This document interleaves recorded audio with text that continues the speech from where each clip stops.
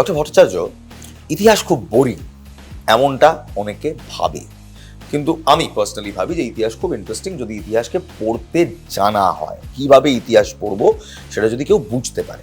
ইতিহাস কিভাবে পড়া উচিত? ইতিহাস আসলে বোরিং কেন, ছোটবেলা থেকেই বলে দেওয়া হয় ইতিহাস মানেই খুব মুখস্থ করতে হবে, ইতিহাস লেখা মানেই পাতার পর পাতা লিখতে হবে, এবং সব থেকে বড় কথা সোসাইটিও ইতিহাস পড়াটাকে ভালো চোখে দেখে না। আমি যখন ইতিহাস পড়েছিলাম তখনও সোসাইটি যেভাবে আমাকে বলেছিল আর কোনো সাবজেক্ট পেলি না, বিশ্বাস করুন আমার যে স্টুডেন্ট এই বছর ইতিহাস অনার্সে ভর্তি হয়েছে তাকেও সোসাইটি একই প্রশ্ন করে। হ্যাঁ, কারণ তারা ভাবে ইতিহাসটা বোধহয় খুবই বোরিং, কিন্তু ইতিহাস তো বোরিং না। আমি আমার অতীতকে না জানলে বেসিক আমাদের মাদার সাবজেক্ট যে কটা সাবজেক্ট তার মধ্যে একটা অন্যতম সাবজেক্ট হচ্ছে হিস্ট্রি। যে কোনো নতুন ইনস্টিটিউশন খুলুক সেখানে হিস্ট্রি থাকবেই। তার মানে কি অতীতকে জানা। অতীত মানে শুধু রাজার যুদ্ধ নয়, অতীত মানে শুধু সাল তারিখ নয়, অতীত মানে নিজের মাটিকে জানা। চলচ্চিত্রের ইতিহাস হতে পারে, কি বলে পটচিত্রের ইতিহাস হতে পারে, রাজনীতির ইতিহাস হতে পারে, থিয়েটারের ইতিহাস হতে পারে, সঙ্গীতের ইতিহাস হতে পারে, আবার সাহিত্যেরও ইতিহাস হতে পারে। এবং আপনাকে বলে রাখি যে আইএএস কিংবা আইপিএস কিংবা যে কোনো ইউপিএসসি এক্সামে ইতিহাস কিন্তু খুব গুরুত্বপূর্ণ। এবং আমার অনেক স্টুডেন্ট অন্য সাবজেক্টে অনার্স, কিন্তু তারা ইতিহাস পাশে রাখছে কেন?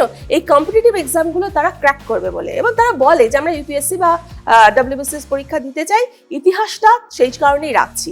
তাহলে ইতিহাস পড়া অবশ্যই উচিত, শুধু মাস্টার হওয়া নয়। ইতিহাসে যেমন যে আইনজীবী সে একটা জায়গায় কোনো মামলা লড়তে গেল, তাহলে সেই জায়গার ইতিহাস জেনে কিন্তু সে মামলাটা লড়া তার পক্ষে অনেক সুবিধা। এমনকি যে রাজনীতিবিদ যে বক্তৃতা দেয় তাকেও কিন্তু জনগণের পালস জেনে সেখানকার ইতিহাস জেনেই তাকে সেই বক্তৃতাটা অ্যাট্রাকটিভ হয়। সে যদি এইভাবে তার বক্তৃতা দেয় অনেক বেশি অ্যাট্রাকটিভ হয়। ইতিহাস ছাড়া কিছু ভাবা যায় না। ইতিহাস কোন কোন পেশায় আপনাকে সাহায্য করতে পারে? মানে একজন ইতিহাস স্নাতক, এই ধারার স্নাতক, সে কোন কোন বিষয়ে চাকরি পেতে পারে? আমি বারবারই বলছি, স্কুল কলেজ ইউনিভার্সিটির শিক্ষক অধ্যাপক ছাড়াও সে লয়ার হতে পারে, সে অনার্স পাশ করে লাইব্রেরি সায়েন্স পড়ে লাইব্রেরিয়ানের চাকরি আমার কলেজেই আছে, লাইব্রেরিয়ান হতে পারে, সে জার্নালিস্ট হতে পারে, সে উইমেন স্টাডিজ পড়ে অন্য সাবজেক্টেরও প্রফেসর হতে পারে। ইউপিএসসি সরকারি চাকরি সে তো আছে, ডব্লিউবিসিএস ইউপিএসসি তো আছে। ইতিহাস মানে সে শুধু ইতিহাসের অধ্যাপক হবে তা কিন্তু নয়, হতে পারে সে উইমেন স্টাডিজের অধ্যাপক হতে পারলো, সে মাস্টার্স থেকে উইমেন স্টাডিজ করলো, তারপর সে উইমেন স্টাডিজে নেট সিলেক্ট করলো, পিএইচডি করলো, সে উইমেন স্টাডিজের অধ্যাপক হলো। ইতিহাস একটা জায়গায় একটা সাবজেক্টের মধ্যে সীমাবদ্ধ নেই, ইতিহাস তার শাখা প্রশাখা ছড়িয়ে দিয়েছে। ম্যাম, এখানে একটা প্রশ্ন, এই মুহূর্তে যে সময়ের মধ্যে আমরা বাস করছি সেই সময় ইতিহাসটা কতটা গুরুত্বপূর্ণ? সঠিক ইতিহাসটা সঠিক ইতিহাস সবার জানা দরকার। এবং আমার সহকর্মীদের মধ্যে যখন ইংলিশ বা বাংলায় যারা পড়াতে যান তারাও কিন্তু তাদের সাবজেক্টটা পড়ার আগে যে টপিকটা পড়াচ্ছেন তারা কিন্তু সেই ইতিহাস জেনে পড়াতে যাচ্ছেন। ইতিহাস না জানলে আমার মনে হয় যে কোনো বিষয় পড়ানোই সার্থক হবে না, এবং ইউজিসিও এটাতে গুরুত্ব দিচ্ছে। সেই কারণে আমরা ইন্টারডিসিপ্লিনারি সেমিনার করছি, যেখানে হিস্ট্রি ম্যাথামেটিক্স সেমিনার করছে, হিস্ট্রি কমার্স সেমিনার করছে। তার মানে প্রত্যেকটা বিষয়ের সঙ্গে কোথাও না কোথাও ভাবে ইতিহাস জড়িয়ে আছে। ইতিহাস মাদার সাবজেক্ট, ইতিহাসকে পড়তেই হবে, জানতেই। ম্যাম, এখানে একটা প্রশ্ন যেটা না করলেই নয়, যে এই মুহূর্তে ইতিহাস কিভাবে পড়ানো হবে এই নিয়ে একটা ডিবেট হচ্ছে। কারণ বিদেশে ইতিহাস অনেক ইন্টারঅ্যাক্টিভলি পড়ানো হয়, কিংবা অনেক প্রাইভেট ইউনিভার্সিটিও খুব ইন্টারঅ্যাক্টিভলি ইতিহাস পড়ায়। সরকারি ইউনিভার্সিটি, সরকারি কলেজ কি সেভাবে ইতিহাস পড়ায় কিংবা পড়ানোর চেষ্টা করছে এখন? অবশ্যই চেষ্টা করছে। আমাদের কিন্তু ইউজিসিও এই গাইডলাইনই আমাদের দিচ্ছে যে আর ওই লেকচার মেথড নয়, একা টিচার বকে যাবে, স্টুডেন্টরা গালে হাত দিয়ে শুনবে, সে ব্যাপারটা এখন আর নেই।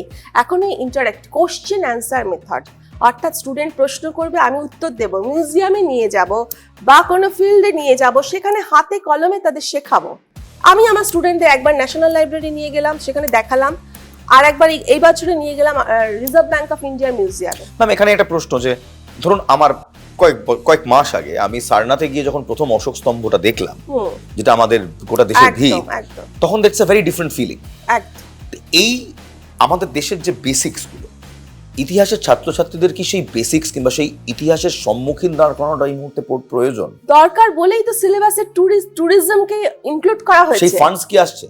ফান্ডসটা আমরা চেষ্টা করছি কালেক্ট করার। ফান্ডস অপ্রতুলতা আছে ঠিকই, কিন্তু ট্যুরিজম ছাড়া ইতিহাস প্রত্যক্ষভাবে হাতে কলমে না শিখলে, সেই জায়গায় সেই স্পটে গিয়ে যদি আমি ইতিহাস না দেখাতে পারি, তাহলে ইতিহাস পড়ে লাভ নেই বলেই আমার মনে হয়। হাতে কলমে শেখানোটা, চোখে দেখা, উপলব্ধি করাটা খুব দরকার। শুধু বুকিশ নয়, বাস্তবের সাথে মাটিতে নেমে ইতিহাসকে দেখতে হবে।